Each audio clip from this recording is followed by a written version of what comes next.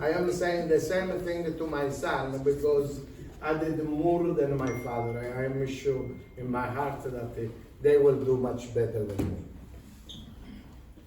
This is the agriturismo I did because in 2020 I pay all my debt, so I say on 2022 I'm going to make my 10-hectare village.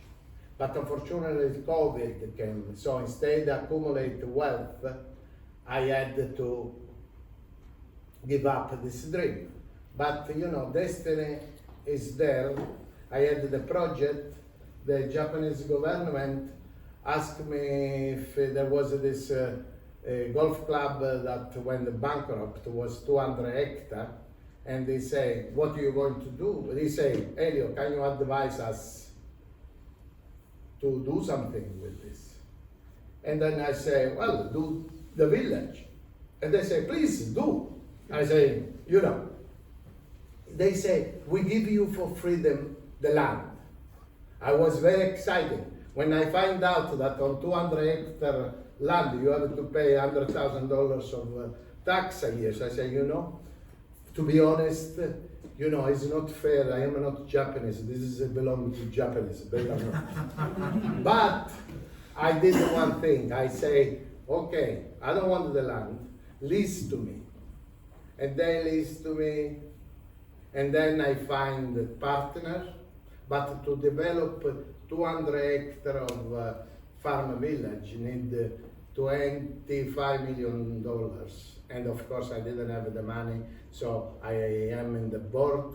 I have a small percentage, but there is a manager and a group of committee doing this project. Because I am the type of, if I do the thing, I do my way.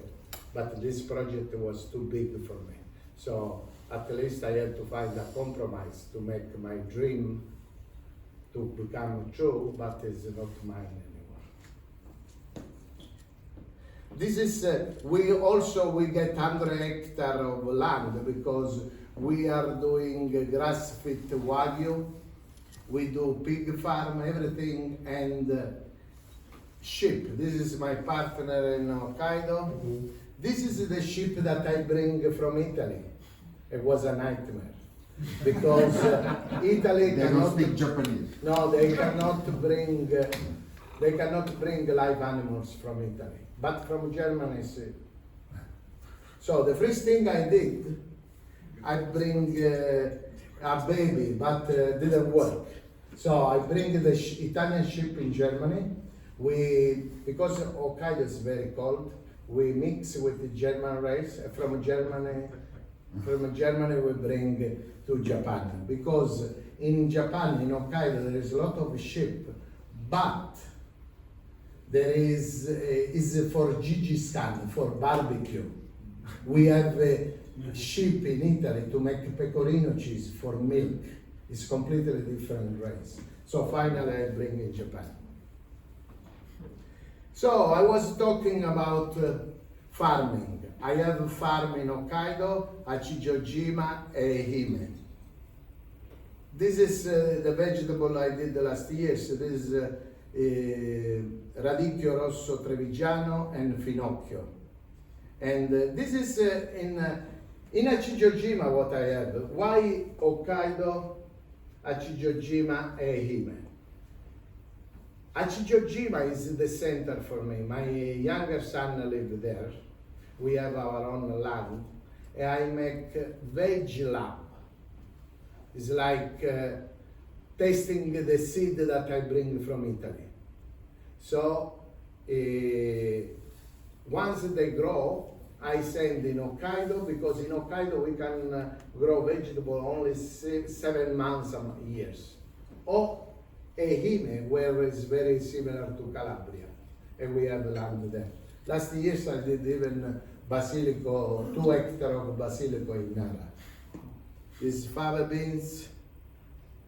This is my younger son, Andrea. I am very proud of what he's doing. This is Giovanni, the cheese master in Italy.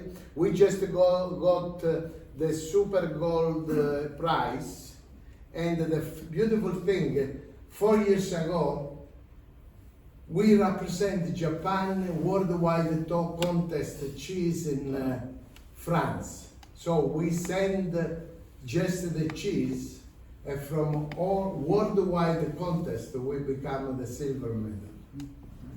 When the French find out, almost kill themselves. That in Italian make cheese in Japan. This is our cheese in Hokkaido. This is the first baby that I bring in Japan. I should tell you what I did. From Italy, I couldn't get the live animals. So I talk with my doctor, my psychologist, my son, because he's autistic, need a pet. And because the custom in Japan say no, then I went there, I said, look, people bring a snake, bird, you know, why I cannot bring a little baby chicken, a lamb? And they say, okay, I bring in Japan, cost me a fortune. Then I went in Hokkaido, there was 20 beautiful baby Japanese sheep. Unfortunately, the Italian lamb was gay. So it's not a joke, it's a true story. This is Maria, we call him. We still have him. Anyway, this is Caseificio del Sole, the one I am opening in thing. What I do is I use a farm also for special needs kids to do farming. And what I am really doing in the last few years is sustainability. In Japan, they really need the help. I don't need, if that you are powerful people, we have to do something for Japan. It's such a mottainai. If you know, I am making so much noise because what I do is, if you see, this tomato is sellable in Japan. This tomato, this cucumber not sell. So they threw away. In Italy, we don't throw away anything. So what I started to do is collect the vegetable and the fruits and make organic jam. But it's not easy. This is my organic jam. I do jam also because I use a couple hundred years old recipe. For example, we make jam from zucchini and from onions. Why? Because more than 100 years ago in Italy, the farmer didn't own the land. So the fruits that was very expensive thing go to the owner, or they sell it. But the cheese was smelling, no refrigerator.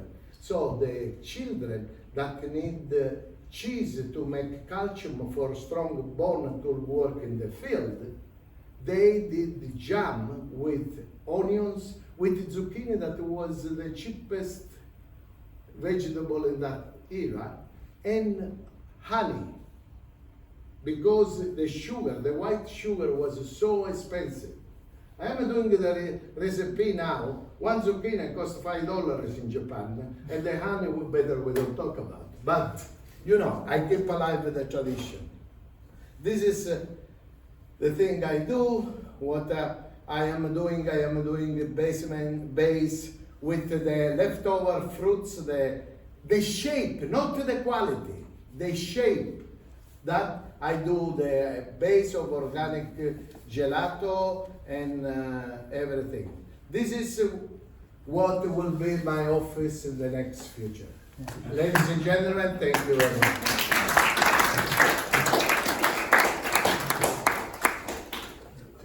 Thank you very much. There was Sorry, I was 52 minutes. Now we have like 15-minute session questions for Helio. If you have any questions, Yes. please.